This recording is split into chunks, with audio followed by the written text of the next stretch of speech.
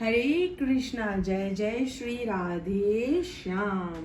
और जैसे आप लोगों को पता है कि 29 जून 2023 को है देवशयनी एकादशी, यानी कि कल आषाढ़ माह के शुक्ल पक्ष की एकादशी को देवशयनी या हरिशयनी एकादशी भी कहते हैं।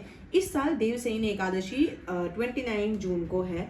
इस दिन श्री हरि विष्णु भगवान कृष्ण, उनके जितने भी अवतार हैं, उनकी पूजा आराधना और व्रत रखा जाता है।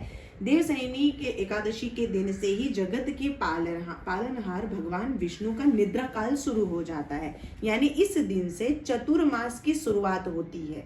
चतुर्मास शुरू होने के बाद से सारे शुभ और मांगलिक कार्यों पर रोक लग जाती है। देवशयनी एकादशी से चतुर्मास का प्रारंभ होता है। देवशयनी एकादशी के 4 माह तक भगवान विष्णु देवोत्थायनी एकादशी तक के लिए योग निद्रा में चले जाते हैं। मतलब देवशयनी एकादशी मतलब वो सो जाते हैं 4 महीने के लिए, और देव उठनी एकादशी के दिन वो वापस से अपनी निद्रा से उठते हैं। तब चतुर्मास का समापन होगा। देव उठनी एकादशी 23 नवंबर को है। इस तरह से चतुर्मास 30 जून से लगेगा और 23 नवंबर को खत्म हो जाएगा। इस बार श्रावण पुरुषोत्तम मास होने की वजह से 2 माह तक रहेगा, मतलब 2 महीने तक इस बार श्रावण चलेगा। इसलिए चतुर्मास की अवधि 5 महीने की होगी। इस दौरान सभी मांगलिक कार्य बंद रहेंगे। हिंदू धर्म में चतुर्मास का बहुत अधिक महत्व माना जाता है। तो चतुर्मास की शुरुआत आषाढ़ माह से शुरू होती है और कार्तिक की एकादशी के दिन खत्म होती है। योग निद्रा से कब जागेंगे हमारे भगवान विष्णु?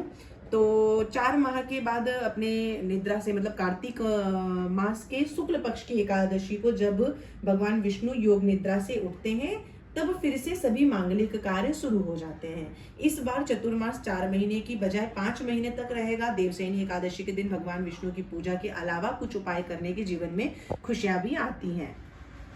जैसे कि आपको माला जाप करना है, पूजा करना है, प्रॉपर तरीके से व्रत रखना है, और जहां तक हो सके आपको सारे नियमों का पालन करना है। इस दिन आप कोई भी नशा न करें, कोई भी कैफीन की चीजें न लें, भागवत गीता पढ़ें, गुस्सा न करें, चोरी या झूठ इत्यादि जो भी चीजें हैं वो सब चीजें ना करें। और चतुर्मास में क्या करना वर्जित है, मैं बता दूं क्या नहीं करना चाहिए चतुर्मास में। इस दौरान मुंडन, उपनयन संस्कार या विवाह इत्यादि जैसे महत्वपूर्ण मांगलिक कार्य नहीं किए जाते। जो भी मांगलिक कार्य से गृह प्रवेश होता है या जो भी चीजें हैं जो मांगलिक कार्य होते हैं वो नहीं किया जाता है, क्योंकि मान्यता है कि भगवान विष्णु के शयन काल मांगलिक कार्य करने से व्यक्ति को उनका आशीर्वाद नहीं प्राप्त होता है, जिस वजह से विघ्न उत्पन्न होने का खतरा बना रहता है। हर साल चतुर्मास सामान्य रूप से 4 महीने का होता है, लेकिन इस साल 5 महीने के होने के कारण इसमें 5 महीने का होगा। यानी कि इस दिन भगवान विष्णु पूरे 5 महीने के लिए योग निद्रा में चले जाएंगे, और फिर इसके बाद कार्तिक मास के शुक्ल पक्ष की एकादशी तिथि यानी कि देव उठनी एकादशी को वो वापस से उठेंगे। अब मैं आपको महत्व बता देती हूँ देवशयनी एकादशी का महत्व क्या है। देवशयनी एकादशी भगवान विष्णु के आराम का समय है, यानी कि एक दिन से भगवान विष्णु 4 महीने के लिए शयन करने के लिए चले जाते हैं इस दिन से। इसी के साथ इस दिन से चतुर्मास का आरंभ हो जाता है। ऐसे में अगले 4 महीने तक कोई भी शुभ कार्य का आयोजन करना वर्जित माना जाता है। हर साल चतुर्मास सामान्य रूप से 4 महीने का होता है, इस बार 5 महीने का है, ये तो मैंने आपको बता ही दिया है। और 29 तारीख को एकादशी और 30 तारीख को आपको पारण करना है। अगर रात को अगर आप चावल स्किप कर देते हैं 29 को तो भी बेटर है, लेकिन 30 को, जैसे अगर आप उपवास नहीं कर रहे हैं 29 को, अगर आपका उपवास आप नहीं रख पा रहे तो आपको चावल नहीं खाना है जहाँ तक हो सके। इस चीज़ का आपको ध्यान रखना है। अगर आप व्रत नहीं कर सकते हैं, एकादशी का व्रत कोई भी कर सकता है, कोई भी उम्र का व्यक्ति, बच्चे हो, लड़की हो या लड़का हो, कम उम्र के हो या अधिक उम्र के हो या बुजुर्ग हो। अगर आप पीरियड्स में हैं तो भी आप फास्टिंग कर सकते हैं, आप माला जाप कर सकते हैं, इससे आपको कोई दिक्कत नहीं होगी।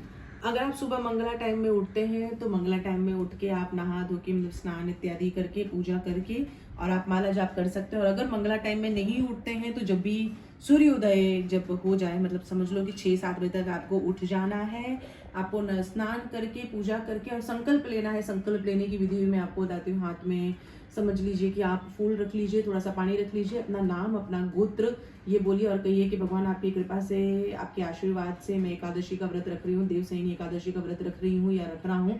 आपकी कृपा से इसे पूर्ण कीजिएगा और सहायता कीजिएगा कि ये व्रत बिना कोई विघ्न के पूरी हो जाए। इस तरीके से बोल के आपको फूल और जो जल है वो आपको नीचे जमीन पे डाल देना है। इस तरीके से आप अपना व्रत रख सकते हैं। नियम मैंने आपको बता दिए, 4 नियम का आपको पालन करना है। ब्रह्मचार्य का पालन करना है। अनियन गार्लिक आपको बिल्कुल नहीं खाना है। फास्ट रखना है तो कोई ऑप्शन है ही नहीं अनियन गार्लिक खाने का। लेकिन अगर आप उपवास नहीं रख रहे हैं तो आप सात्विक भोजन कीजिए। चावल आपको अवॉइड करना है। भगवत गीता रीडिंग करनी है।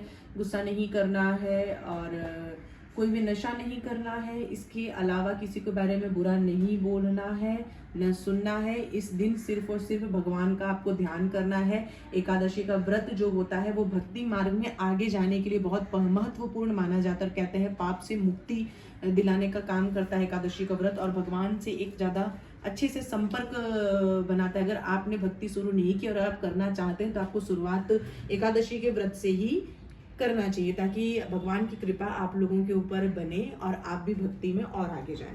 तो बस यही नियम है देवशयनी एकादशी का।